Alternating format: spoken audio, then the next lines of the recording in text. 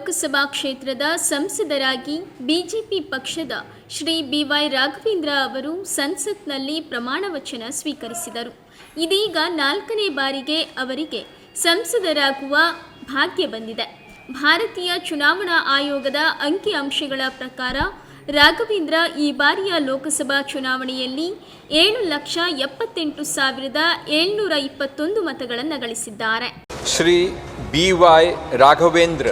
ಬೂಕೆನಕೆರೆ ಯಡಿಯೂರಪ್ಪ ರಾಘವೇಂದ್ರ ಎಂಬ ಹೆಸರಿನವನಾದ ನಾನು ಲೋಕಸಭಾ ಸದಸ್ಯನಾಗಿ ಚುನಾಯಿತನಾಗಿದ್ದು, ಕಾನೂನು ಮೂಲಕ ಸ್ಥಾಪಿತವಾದ ಭಾರತದ ಸಂವಿಧಾನಕ್ಕೆ ಸತ್ಯ, ಶ್ರದ್ಧೆ ಹಾಗೂ ನಿಷ್ಠೆಯನ್ನು ಹೊಂದಿರುತ್ತೇನೆಂದು, ಭಾರತದ ಸಾರ್ವಭೌಮತ್ವವನ್ನು ಮತ್ತು ಅಖಂಡತೆಯನ್ನು ಎತ್ತಿ ಹಿಡಿಯುತ್ತೇನೆಂದು ಮತ್ತು ನಾನು ಈಗ ಕೈಗೊಳ್ಳಲಿರುವ ಕರ್ತವ್ಯವನ್ನು ಶ್ರದ್ಧಾಪೂರ್ವಕವಾಗಿ ನಿರ್ವಹಿಸುತ್ತೇನೆಂದು ನನ್ನ ಕ್ಷೇತ್ರದ ಮತದಾರ ದೇವರ ಹೆಸರಿನಲ್ಲಿ ಪ್ರಮಾಣ ಮಾಡುತ್ತೇನೆ.